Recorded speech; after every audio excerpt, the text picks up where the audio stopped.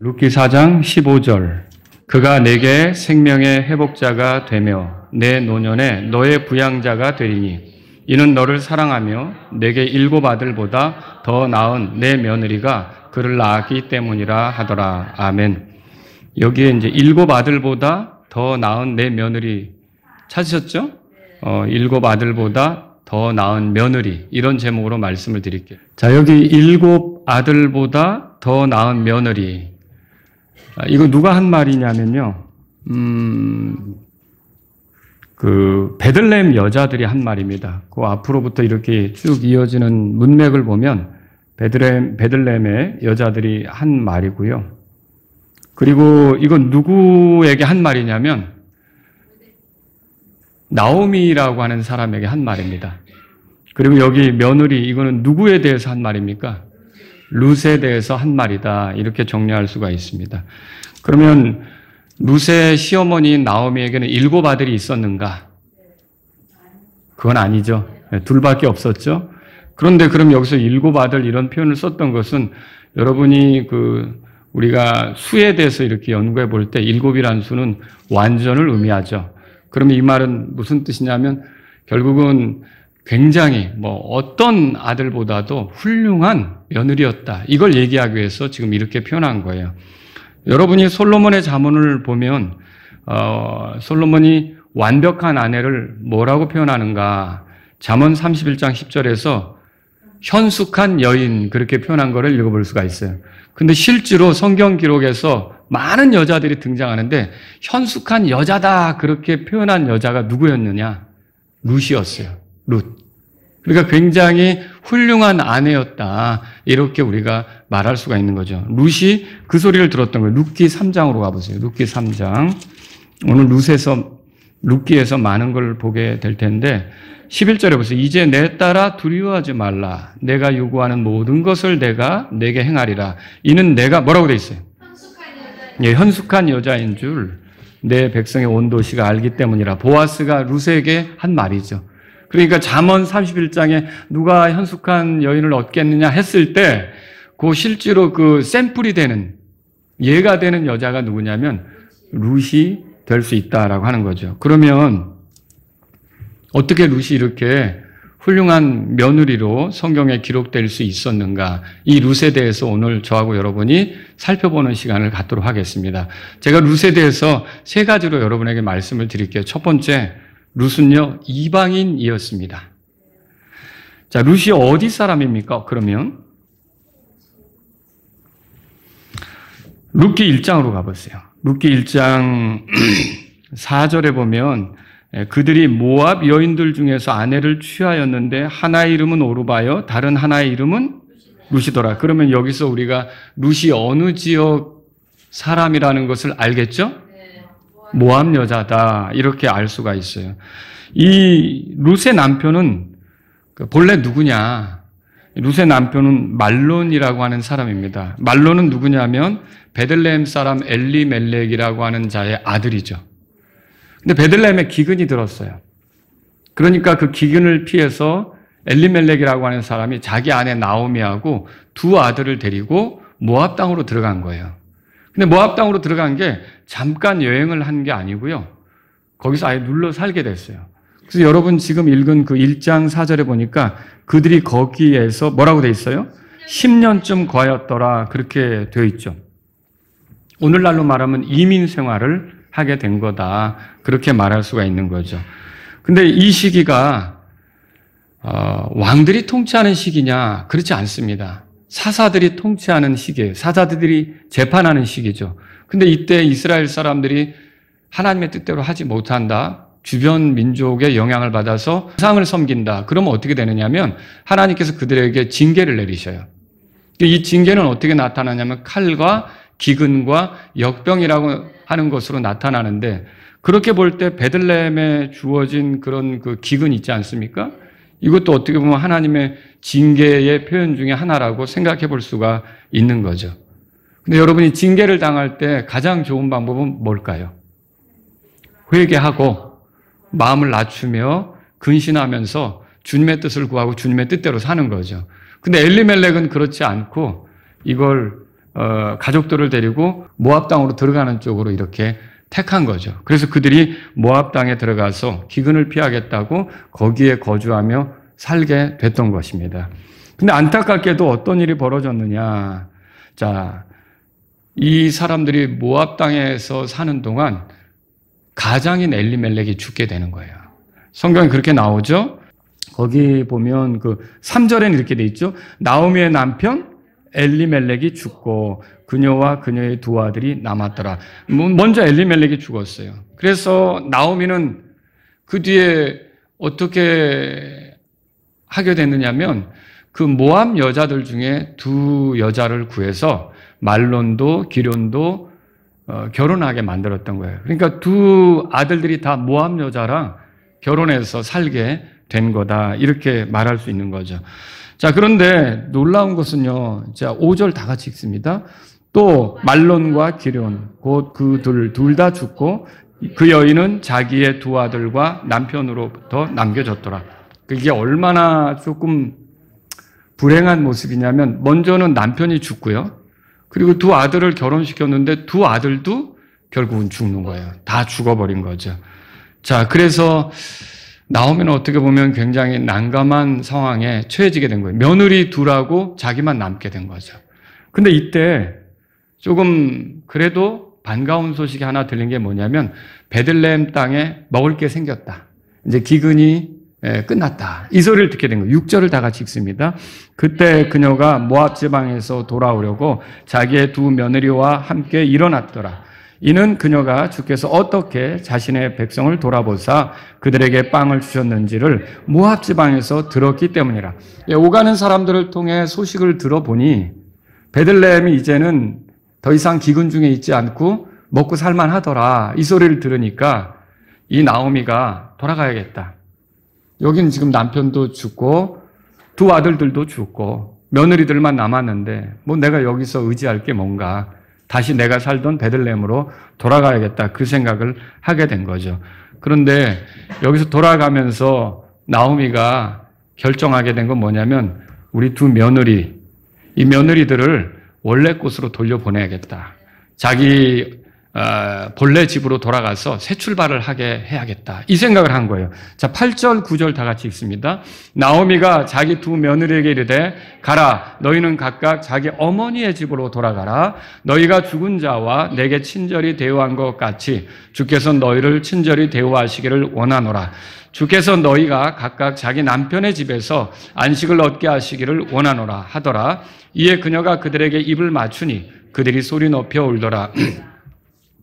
그럼 여러분 9절에서 너희가 각각 자기 남편의 집에서 안식을 얻게 하시기를 원하노라 이 말을 보면 지금 본래 남편들이 있어요? 죽었죠? 근데 지금 여기서 자기 남편의 집에서 안식을 얻게 하시기를 원한다 이 말은 무슨 뜻이에요? 새 출발하라는 거죠. 재혼해서 가정을 이루기를 바란다.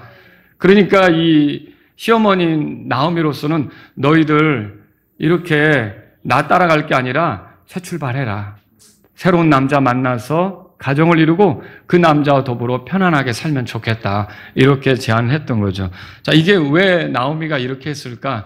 우리가 여러 가지로 생각해 볼 수 있는데 크게 두 가지로 생각해 볼 수 있어요. 첫째는 뭐냐면 정말 그 며느리들의 장래를 생각했던 거예요. 그래서 이 며느리들의 장래를 생각해 볼 때 11절에 보세요. 11절 다 같이 읽습니다. 나오미가 이르되 내 딸들아 돌아가라. 너희가 어찌하여 나와 함께 가려 하느냐? 아직도 내 태 안에 아들들이 있어. 그들이 너희 안에 남편이 되겠느냐? 여러분 이스라엘에서는 계대 결혼이라고 있어요. 그러니까 내가 결혼을 해서 이 남자하고 사는데 이 남자와의 사이에서 아이가 없어요. 그리고 남편이 죽은 거죠. 그러면 이 남편의 가까운 형제 혹은 친족 중에 누구라도 이렇게 그 사람이 나를 취해서 아이를 낳아가지고 내 본래 남편의 대를 잇게 하는 그런 이제 그 법이 있었단 말이죠. 근데 나오미로서는 어떻게 보면은 그 예를 들어서 뭐 며느리가 한 사람 있는데 그 며느리의 남편, 그 자기 아들이죠. 그게 죽었다고 해서 대신해 줄 아들이 없어요. 모든 아들이 다 죽었잖아요. 더군다나 그러면 내가 남편하고 살아가지고 남편하고 또 관계 속에서 지내면서 이렇게 새로운 아들을 낳아가지고 며느리들에게 줄 수 있느냐? 그것도 불가능해요. 왜 그래요? 남편도 죽었잖아요. 그러니까 너희들이 나 따라와 봤자 내가 너희들에게 이렇게 너희들의 지위를 세워줄 만한 그런 남편을 될 수가 없다. 그 남편을 이렇게 줄 수가 없다. 그러니까 너희는 각자 너희 살 길을 찾아가라. 이런 뜻으로 정말 이들의 장래를 생각했기 때문에 이 말을 했다고 볼 수도 있는 거고, 또 다른 하나는 뭐냐면 그런 마음도 있었을 것이라고 생각이 들어요. 자신이 이렇게 남편 따라 모압 땅으로 들어갔는데 사실 원래 이방 사람들하고 결혼을 하면 돼, 안 돼요? 안 되는 거죠. 예, 그런데 이방 여자를 다 며느리로 삼았고 이런 흔적들을 가지고 왔을 때 여러분 그 증거들을 지우고 싶은 마음이 있었을 수도 있다는 거죠. 자, 나오미가 혼자 돌아갔는데 보니까 사람들이 달려들어서 물어요. 아니, 다 남편하고 아들들은 어떻게 된 거야? 다 죽었다. 근데 이 여자들은 뭐야? 이방 여자들이다. 여러분, 이런 어떤 면에서 이런 것들을 지우고 정말 홀몸으로 가서 완전히 새롭게 시작하고 싶은, 그러니까 모든 자기의 과거에 대한 그런 부담을 지우고 싶은 그런 마음도 있었다고 생각해 볼 필요가 있는 거죠. 그런데 그렇게 해서 이 며느리들을 설득해서 원래 너희 집으로 돌아가라라고 했는데 이들이 쉽게 가려고 하질 않아요. 10절 보세요. 10절 다 같이 읽습니다. 그들이 나오미에게 이르되 우리가 반드시 어머니와 함께 어머니의 백성에게로 돌아가겠나이다 하더라. 그러니까 둘 다 완강하게 어머니 우리를 버리지 마시고요. 우리 어머니 따라 갈 거예요. 어머니 백성, 이스라엘 백성들에게로 갈 거예요. 거기서 살 거예요. 이렇게 얘기를 한 거죠. 결국 거기 보세요. 12절에 다 같이 읽겠습니다. 내 딸들아 돌아서서 너희 길로 가라. 이는 내가 너무 늙어서 남편을 두지 못하기 때문이라. 설령 내가 소망이 있다고 말하거나 혹은 오늘 밤에 남편을 두어 아들을 낳는 자 하자. 13절 그들이 자랄 때까지 너희가 그들을 기다리겠느냐? 너희가 그들로 인하여 남편 두기를 멈추겠느냐? 내 딸들아 아니니라. 이는 주의 손이 나와서 나를 치셨으므로 나는 너희로 인하여 심히 괴롭기 때문이라 하더라. 그냥 가라. 내가 오늘 밤 결혼해서 애기를 낳는다고 해도 얘네들 클 때까지 언제까지 기다리려고 하느냐? 너희들은 새 출발하는 게 맞다. 이렇게 설득을 한 거죠. 그래서 결국 며느리 중에 하나 오르바는 이제 시어머니에게 입을 맞추고 떠났어요. 그 14절에 나오는 내용이에요. 근데 내 동서도 갔으니까 너도 가라라고 룻에게 얘기하는데 룻은 갈 생각을 안 하는 거예요. 그러면서 뭐라고 합니까? 그 유명한 말 16절 다 같이 읽겠습니다. 룻이 이르되 내게 어머니를 떠나고 어머니를 따라오지 말고 돌아가라고 강권하지 마소서. 이는 어머니께서 가시는 곳에 나도 가고 어머니께서 묵으시는 곳에서 나도 묵을 것이며 어머니의 백성이 내 백성이 되고 어머니의 하나님이 내 하나님이 되실 것이기 때문이라. 17절은 제가 읽을게요. 어머니께서 죽는 곳에서, 그 이스라엘 땅이죠. 나도 죽어 거기 묻힐 것이기 때문입니다. 이게 무슨 말이에요? 나는 이제 비록 이방인으로 태어났지만 나는 어머니가 속한 이스라엘 백성의 사람, 하나님의 백성의 사람 중에 하나가 되기를 원합니다. 나도 어머니와 함께 따라가서 그 어머니를 쫓아가고 어머니가 죽는 그 땅에 나도 죽어 묻혀 거기에서 내 삶을 끝내겠습니다. 그러니까 비록 이방인이었지만 나도 하나님의 백성 중에 한 사람이 되고 싶습니다. 이걸 강하게 표현한 거죠. 여러분, 이스라엘하고 모압은 원래 먼 친척 관계라는 거 아시죠?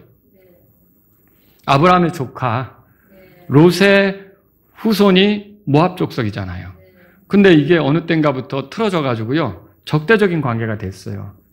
대표적으로 어느 때냐면 이스라엘 백성이 출애굽을 해가지고 이제 광야 생활 거의 끝마치고 가나안 땅으로 향하는데 그 요르단 동편으로 갈 때죠. 그런데 모압 왕 발람이라고 하는 거짓 예언자를 불러다가 이스라엘 백성을 저주하게 하죠. 그게 통했습니까? 통하지 않았죠. 그러니까 이게 이스라엘하고 모압은 결국은 원수지간이 된 거죠. 등을 돌리게 된 거예요. 그리고 신명기 23장에서는요. 모압 사람들은 10대 이르기까지, 그 모압의 남자들은 10대 이르기까지 이스라엘 회중에 들어오지 못한다. 이렇게 아주 그 선을 긋는 그런 내용까지 율법에 나온다는 거죠. 그런데 이런 상황 속에서 이 여자가 나는 하나님의 백성 중에 한 사람이 되고 싶습니다. 어머님이 섬기는 하나님이 나의 하나님이 되시기 원합니다. 그분이 나의 하나님이십니다. 이런 고백으로 나아간 거죠. 여러분, 이런 선택은 아주 특별한 선택이었던 거예요. 이방인임에도 불구하고 이런 그 믿음으로 나아갔던 건 대단히 특별한 거죠. 이래서 결국 이 룻이 새 남편을 만나죠. 첫 번째 남편 이름은 말론이라 그랬죠? 이게 새 남편 이름은 뭡니까?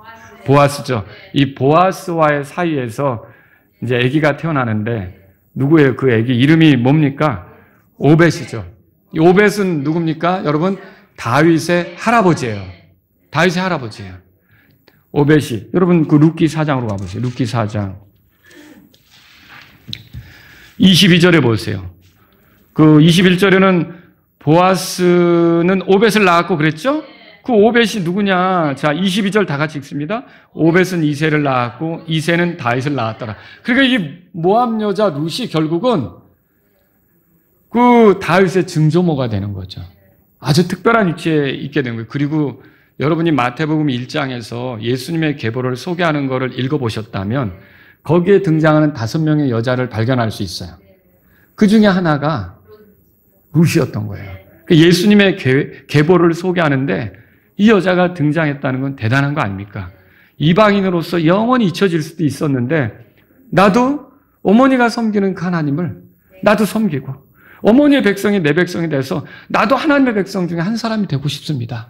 이런 뜻으로 찾아왔을 때 여러분, 이 사람이 받아들여졌고요. 하나님께서 하시는 일에 한 사람으로서, 그 일을 이루어가는 한 사람으로서 사용되었다는 게 대단히 놀라운 거죠. 그리고 여기 여러분 살몬이라고 나오죠. 룻기 4장에. 살몬. 여러분, 룻기 4장에 21절에 보세요. 살몬은 보아스를 낳았고 그랬죠. 이 살몬이 또 누군지 아세요? 그 여리고성에 살았던 라합 아시죠? 그 창녀. 그럼 라합은 이방인이에요? 이스라엘 사람이에요? 이방인이죠. 이스라엘 사람이에요. 그러니까 이 이방인인 여자가 유대인들 속에 들어와서 이스라엘 사람들 속에 들어와서 살몬과 결혼해서 보아스를 낳은 거예요. 그러니까 보아스는 누구냐면 라합의 아들이 된 거죠. 그리고 또 보아스는 모압 여자와의 관계 속에서 또 오벳을 낳은 거죠. 그러면 이 라합이나 이 룻은 다 이방인 아닙니까? 근데 여러분, 이방인이라 할지라도 그들이 들었던 하나님 말씀을 귀하게 여기고 자기들이 하나님 백성에 속해야겠다는 생각으로 찾아왔을 때, 그런 마음으로 그렇게 했을 때 하나님은 외면하셨습니까? 받아주셨어요. 여러분, 이게 중요한 겁니다. 오늘날 우리가 선택받은 백성이라고 하는 이스라엘 백성이 아니라 하더라도 우리가 이방인이잖아요. 그런데 우리도 더는 이렇게 살면 안 되겠다. 우리 조상들로부터 물려받은 그런 망령된 행실 가운데 살면 안 되겠다. 여기서 우리는 돌이켜야겠다. 회개해야겠다. 그리고 하나님께서 우리에게 주신 복음의 말씀으로 우리가 그걸 받아들여서 그 말씀대로 예수님을 믿어야겠다. 여러분, 이렇게 생각하면 그 사람을 하나님 받아주십니까? 네, 받아주시는 거예요. 여기 이방인이라도 이렇게 하나님의 백성이 되게 된 걸 보면 이게 우리의 거울이 되는 거예요. 우리도 그렇게 하나님의 말씀을 받아들이고 복음의 말씀을 받아들였을 때는, 예수님을 모셨을 때는 얼마든지 하나님께서 우리를 받아주시는 것을 보여주는 거죠. 그래서 에베소 1장 보세요. 에베소 1장. 에베소는 이방인들의 교회예요. 소아시아의 중심지가 에베소였거든요. 여기 에베소에는 또 우상을 섬기는 것도 있어요. 그런데 이 에베소 사람들 중에 예수님을 믿게 된 사람들이 생긴 거예요. 이방인들인데. 근데 이 에베소 1장 거기 6절에 보세요. 1장 6절. 다 같이 읽겠습니다. 그분의 은혜의 영광을 찬양하게 하시려는 것으로서 그 은혜 안에서 그분께서 우리를 사랑하시는 자 안에서 뭐라고 돼 있어요? 받아주셨다. 하나님이 우리를 받아주시는데, 예, 그 사랑하시는 자 안에서, 그분 안에서, 예수님 안에서 우리를 받아주셨다. 그렇게 말하는 거죠. 여러분, 오늘날 이방인이라도 이렇게 하나님께 속해서 살기를 원해서 그리스도를 의지하면 하나님께서는 다 받아주신다는 거예요. 두 번째로 룻은 하나님을 믿은 여자예요. 그래서 여러분 룻은 남편을 잃었어요. 그렇다면 과부가 된 거죠? 그러면 당장 룻에게 그 새 남편이 될 사람이 있었는가? 나오미의 집에 있었는가? 당장은 없었죠. 엘리멜렉도 죽었고 기련도 죽었고 도대체 누가 자기를 건져줘서 그 집안에서 지위를 확보하게 해줄 수 있는가? 아무도 없는 거예요. 그런 상태에서 자식이 생기는 것을 기대하기도 어렵고 결혼 생활을 꿈꾸는 것도 어려운 거죠. 근데 룻은 그동안 나오미의 식구, 그러니까 시댁 식구들이죠. 시댁 식구들을 지켜본 거예요. 그 시댁은 하나님을 섬겼죠? 그리고 그 시댁은 하나님을 섬겼는데 비통한 일을 겪었어요. 자기 시어머니는 과부가 됐죠. 그리고 시아버지의 죽음뿐만 아니라 자기 남편도 죽고 자기 시동생도 죽는 거예요. 그렇게 해서 모든 아들들, 남자들이 다 죽은 거죠. 여러분 이런 걸 보면 룻은 우리 시댁이 믿는 하나님이 내가 믿어야 될 하나님인가? 이것에 대한 거부감이 생길 수도 있다는 거예요. 그래서 룻은 나오미의 하나님을 거부하고 본래의 곳으로 돌아가면서 나오미에게 이렇게 조언할 수도 있어요. 어머니, 내가 어머니하고 이렇게 수년간 살아봤는데 어머니가 섬기는 하나님은 어머니를 돕는 것 같지 않아요. 아니면 살아계시지 않다든지. 어머니, 하나님 그만 섬기시고 우리가 섬기는 신을 섬기세요. 이렇게 말할 수도 있었다는 거죠. 그런데 룻은 그렇게 하지 않았어요. 오히려 룻기 1장 16절에 뭐라고 나오냐면 어머니 하나님이 내 하나님이 되실 것입니다. 이렇게 말했어요. 자, 이 그녀의 시댁은 기근을 피해서 모압 땅으로 들어온 거거든요. 그리고 시아버지도 죽고 남편도 죽고 시동생도 죽고 모두가 죽은 거예요. 그래서 베들레헴으로 돌아가는 나오미는 뭐라 그러냐면 나를 더 이상 나오미라고 부르지 말라. 이렇게까지 얘기해요. 나오미가 그럼 무슨 뜻이냐? 히브리어로 나오미는요. 즐거움, 기쁨, 달콤함 이런 뜻이 있어요. 이 단어는요. 즐거움, 유쾌한 그런 의미를 가진 형용사 나음이라고 하는 히브리 말에서 온 거예요. 근데 이 나오미는 얼마나 자신의 삶이 괴로운지 이젠 나를 나오미라고 부르지 말고 마라 그렇게 부르라고 그래요. 마라. 마라는 뜻이 쓰다는 뜻이에요. 고통스럽다는 뜻이에요. 마라가. 여러분 마라의 쓴물 들어보셨어요? 네, 그래서 그게 나온 거죠. 마라가 굉장히 좋은 의미가 아니라는 거죠. 아주 쓰다. 이런 거죠. 1장 20절 읽겠습니다. 읽습니다. 이에 그녀가 그들에게 이르되 나를 나오미라 부르지 말고 마라라 부르라. 이는 전능자께서 나를 매우 괴롭게 대하셨기 때문이라 그렇게 말했죠.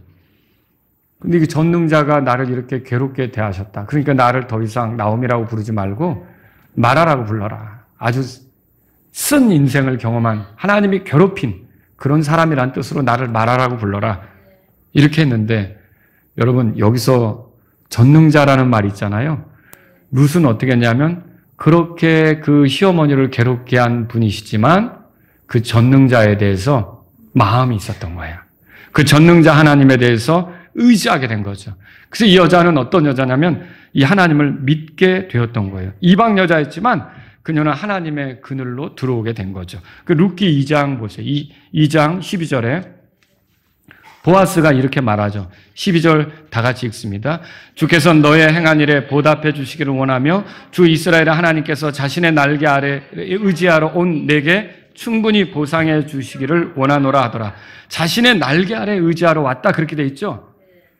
그러니까 이 룻은 이스라엘의 하나님의 날개 아래로 들어온 거예요. 자, 이거를 여러 가지로 해석할 수가 있겠죠. 자, 이게 암탉의 날개, 그 새끼들을 보호하는 그런 그림으로 여러분이 생각할 수도 있어요. 그러니까 하나님의 보호를 원해서 들어왔다. 이렇게 생각할 수도 있죠. 근데 또 다른 하나는 여러분 그 성막에는요, 지성소가 있죠. 그 지성소 안에 들어있는 기구는 뭡니까? 지성소 안에 들어있는 기구. 예? 지성소 안에 들어있는 거, 성소 말고.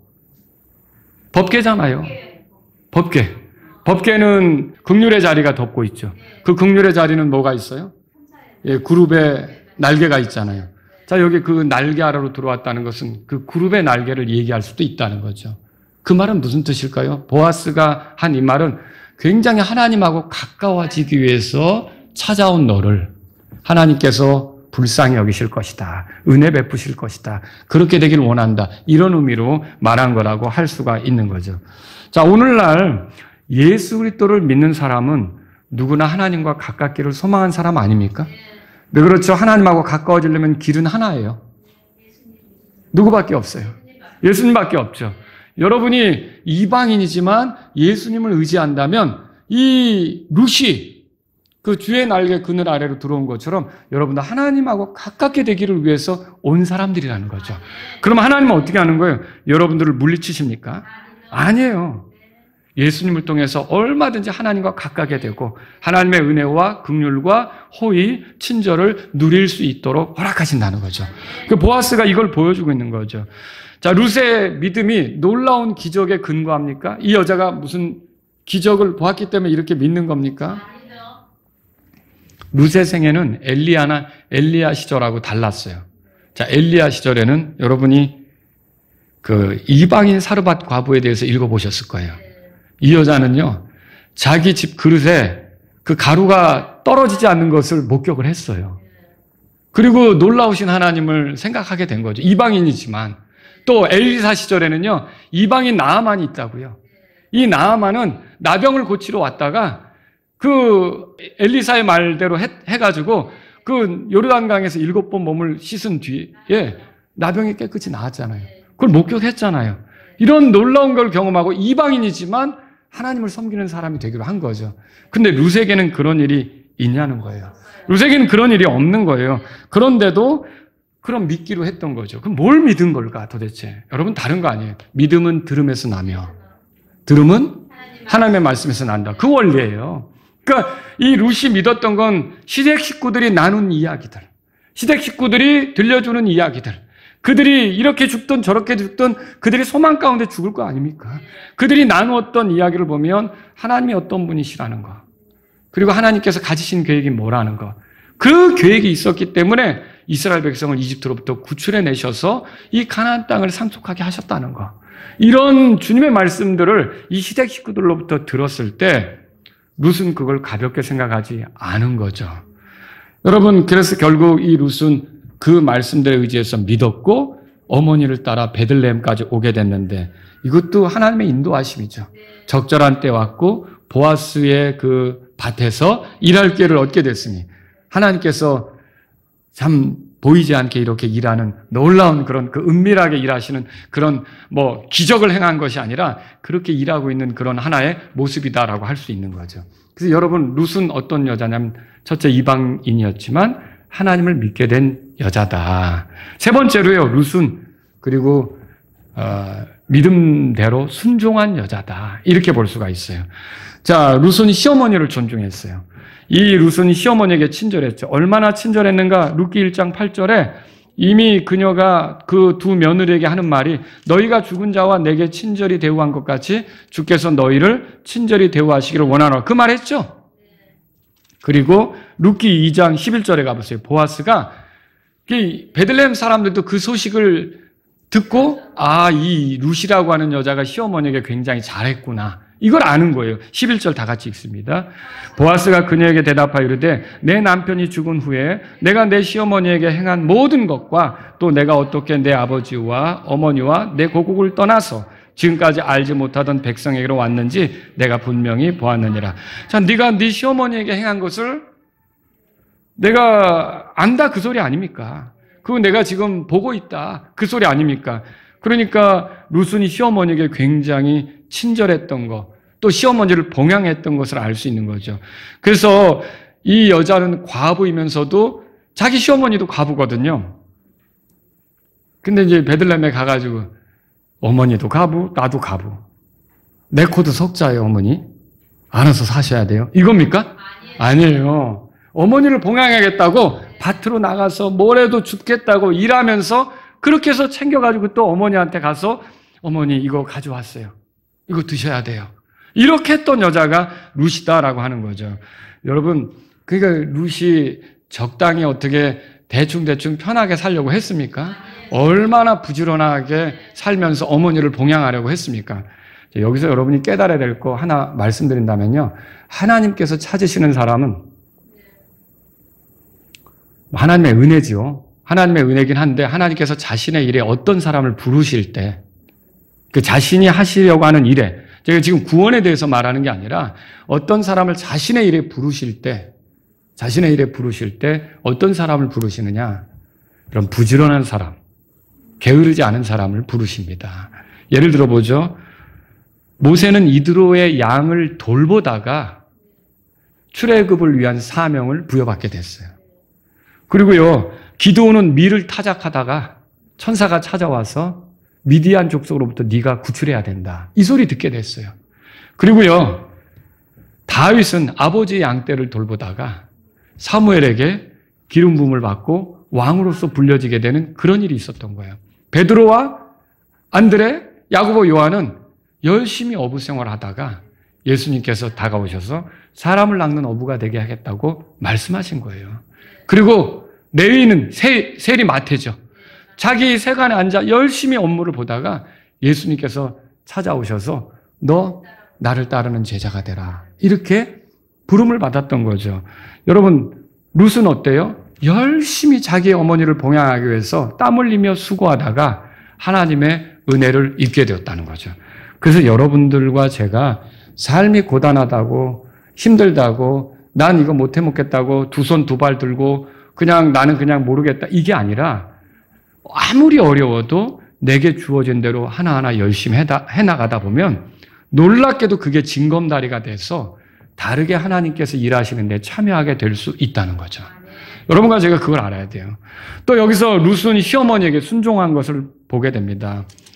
나오미가 먼저 믿었어요? 룻이 먼저 믿었어요? 나오미가 먼저 믿었죠. 나오미가 성경을 많이 알겠죠. 근데 나오미는 뭘 알았냐면 율법을 잘 알죠. 가족들이 유대인이고 이러니까 이제 성경을 알겠죠. 근데 나오미는 뭘 알게 됐냐면은 그걸 알고 있는 거예요. 아, 우리 집안이 어려워져서 우리의 기업을 누군가에게 팔게 될 때 어떤 유력한 친족이 있으면 그 사람이 우리 걸 사서 우리 걸 지켜주고 또 만약에 우리의 기업을 이룰 물을 형제가 없다면 그가 우리 집 여자를 취해서 결국 아이를 낳게 하고 대를 이어줄 수 있다. 이게 성경에 나오는 거죠. 레위기 25장에 보면 이게 잘 나와요. 그러니까 이거를 알고 있으니까 룻을 불러놓고 얘기한 거예요. 그 보아스가 우리 가까운 친족이다. 너 이렇게 해서 보아스가 너에 대해서 그런 책임을 질 수 있도록 한번 기회를 가져봐라. 이렇게 얘기를 한 거죠. 그래서 너 잘 씻고 이렇게 해서 그 추수하고 잔치하는 날 너 보아스가 어디 누워있는지 보고 가서 그 보아스가 누워있는지 가서 그 자신의 옷으로 나를 덮어달라고 이렇게 얘기를 해라. 이렇게 했던 거죠. 그랬더니 룻기 3장에 가보세요. 룻기 3장. 아이, 어머니, 내가 망측하게 그런 일을 하면 어떡해요? 이렇게 합니까? 아니에요. 자, 나오미가 해주는 얘기는 그냥 나오미의 생각에서 나온 겁니까? 아니에요. 그건 성경에 기초해서 이런 상황을 만난 우리는 이 성경의 원리를 따라 이렇게 해야 문제가 해결될 수 있다고 얘기해 주는 거예요. 여러분, 어떤 문제를 만났을 때 성경의 근거에서 이 대답을 해주면 여러분과 저는 그걸 들을 수 있어야 돼요. 그걸 피해가려고 해서는 안 되는 거죠. 자, 그런데 3장 찾으셨으면 5절에 룻이 뭐라고 대답하는지 보세요. 다 같이 읽습니다. 그녀가 시어머니에게 이르되 어머니께서 말씀하신 모든 것을 내가 행하리이다. 그렇게 대답했던 거예요. 그럼 어머니가 명한 대로 하겠다는 뜻이죠. 순종하겠다는 뜻이죠. 가깝게는 어머니의 말에 순종하는 거지만 어머니의 말이 성경 말씀의 근거에서 얘기해 주는 거잖아요. 그러면 뭐에 순종하는 거예요? 하나님 말씀에 순종하는 거죠. 결국 마침내 룻은 시어머니가 시킨 대로 해서 보아스의 발치에 가서 누웠어요. 그리고 3장 9절을 보시면요. 그러므로 당신의 옷자락으로 당신의 여종을 덮으소서. 이는 당신이 가까운 친족이기 때문이다 그랬어요. 여기 옷자락으로 나를 덮어달라는 게 무슨 음란한 제안을 하는 게 아니라 이건 뭐냐면 기업 물을 그런 책임이 당신에게 있으니까 그걸 좀 살려주셔서 우리를 건져주시고 우리를 좀 구제해 주시고 우리에 대한 책임을 져서 우리를 좀 벗어나게, 이 어려움 속에서 벗어나게 해주세요 라고 하는 요구가 되는 거죠. 여기 옷자락으로 덮어달라고 그랬는데 이 옷자락이라고 번역된 히브리어 단어가요, 아까 그 보아스가 그랬잖아요. 네가 주의 날개 그늘 아래로 들어왔다 그랬죠. 거기에 날개에 해당하는 단어가 여기서는 옷자락으로 번역이 된 거예요. 그러니까 처음에는 이제 주의 날개 그늘 아래로 온 그 여자가 보아스의 날개 그늘 아래로 들어가고 싶어 하는 거죠. 우리 좀 보호해주고 우리가 좀 가깝게 되시면 좋겠다라는 뜻으로 이런 얘기를 한 거죠. 결국 보아스가 어떻게 룻의 제안을 받아들였습니까? 받아들인 거죠. 여러분, 그렇게 해서 모압 여자, 이방인이었지만 이 여자는 하나님을 믿었고 또 하나님 말씀대로 일러주는 시어머니의 명령을 따라 인생이 바뀌게 됐어요. 그리고 예수님의 계보에 등장하는 여자가 됐어요. 이스라엘 사람들이 추앙하는 왕 중의 왕, 다윗 왕의 증조모가 됐어요. 놀라운 변화 아닙니까? 놀라운 일 아닙니까? 여러분, 이걸 통해서 우리가 깨달을 수 있는 게 있어요. 첫 번째로 누구든 우리가 하나님과 가깝게 될 수 있다는 것을 알 필요가 있어요. 예수 그리스도께서 하나님과 죄인 사이 화평원물이 되시죠? 내 사정, 내 형편을 돌아보면서 어떤 사람들은 내가 이런데 어떻게 하나님이 나하고 가까이 하실 수 있을까? 아니, 나는 자격이 안 된다 라고 생각해서 뒷걸음질 치고 물러나면 누구 손해입니까? 그 사람 손해예요. 예수님을 세우신 것은 하나님께서 뭘 원하는 것이냐면 누구라도 이 예수 그리스도를 통해 나와 가깝게 될 수 있다. 이방인 상관없다. 내가 옛날에는 이스라엘 백성을 가까이 했지만 지금은 이방인이라도 예수님을 통해서라면 나와 가깝게 될 수 있다. 이렇게 제안하는 거죠. 그러므로 여러분, 지금은요, 얼마든지 어느 누구라도 예수님을 통해서 죄들을 회개하고 예수님을 믿으면 하나님하고 가까워질 수 있다는 것을 알고 하나님하고 가깝게 되도록 나가야 되는 거죠. 여러분, 룻은 하나님하고 가까워지기를 원한 거잖아요. 어머니 하나님이 나의 하나님이 되었으면 좋겠다. 어머니의 그 백성이 내 백성이 되고 나도 하나님의 백성 중에 한 사람이 되고 싶다. 보아스가 보기에 네가 주님과 가깝게 되기 위해서 그 날개 그늘 아래로 들어왔구나.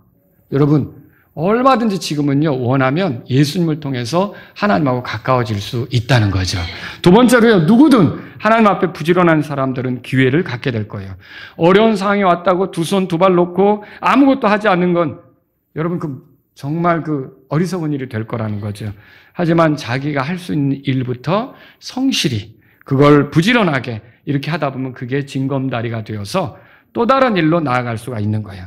단지 상황이 어렵다는 이유로 가만히 있으면서 인생을 허비하면 안 되는 거예요. 그래서 우리나라에 이렇게 이제 청년 실업자들도 많다 그래요. 굉장히 많이 늘어나고 있어요. 대학을 졸업했는데도 서울대에 나온 사람들도 뭘 이렇게 일을 찾지 못하고 시간을 보내고 있다는 거죠. 여러분, 좋은 것이 나타날 때까지만 내가 기다리는 게 아니라 내가 뭐라도 할 수 있는 것에 뛰어들어서 그게 쉽지 않지만 그렇게 하다 보면 또 징검다리가 돼서 다른 기회가 올 수 있는 거죠. 그러니까 우리가 이 성경을 통해서 배우는 건 뭐예요? 상황이 어렵다는 이유로 가만히 있어서는 안 되는 거고 하나님께서 나에게 주신 기회를 따라 할 수 있는 일부터 하다 보면 더 좋은 기회로 나아가게 될 수 있다는 것을 믿으시기 바랍니다. 그렇게 하면서 우리가 하나님의 영광을 살아갈 수가 있다는 거죠. 세 번째로, 누구든 하나님의 말씀을 존중하면 하나님께서 이끄시는 선한 결과에 이르게 된다는 것이죠. 룻은 나오미가 제시하는 것에 대해 순종했습니다. 나오미의 제안은 성경에서부터 나온 거예요. 그 성경에서부터 나온 제안을 존중했을 때 룻의 인생은 바뀌게 된 거죠. 여러분, 하나님의 말씀에 따라 조언하면 여러분이 그걸 받아들이고 존중할 필요가 있어요. 여러분, 부부간에도 그래요. 하나님 말씀에 따라 조언하면 기분 나빠할 게 아니라고요. 이 아내가 왜 이러나? 아내도 성경 읽고 나한테 조언할 수 있잖아요. 물론 부드럽게 조언해야 되겠죠.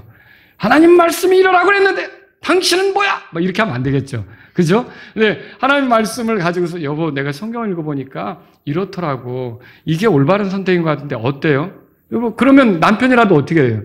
그래? 근데 자존심 써가지고 이 여자가 어디서 조용히 이렇게 하면 돼요? 안 돼요?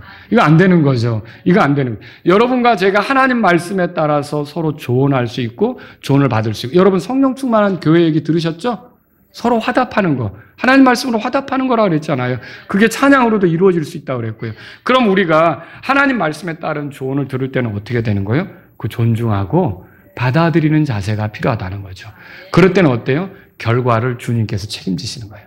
그 결과를 주님께서 만들어 가시는 거죠. 일곱 아들보다 더 나은 며느리 룻은요, 이렇게 이방인이었지만 하나님을 믿었고 또 자신이 듣게 된 그런 말씀에 따른 충고, 이런 것들을 존중해서 인생이 바뀌었어요. 여러분과 제가 이방이지만 믿음으로 살고, 그리고 하나님 말씀에 따른 충고들을 받아들여서 하나님께 영광이 되는 삶을 살 수 있기를 바랍니다. 다 같이 일어서시겠습니다. 오늘 이 말씀을 들으신 여러분들 가운데 하나님 아버지, 제가 이방인이지만 제가 하나님 백성이 되게 해주신 것을 감사합니다.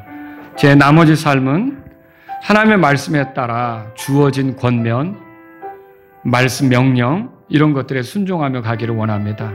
그리고 이방인이지만 하나님과 가깝고 친밀한 사람으로서 예수님을 통해 또 하나님을 영광스럽게 하는 그런 사람이기를 원합니다.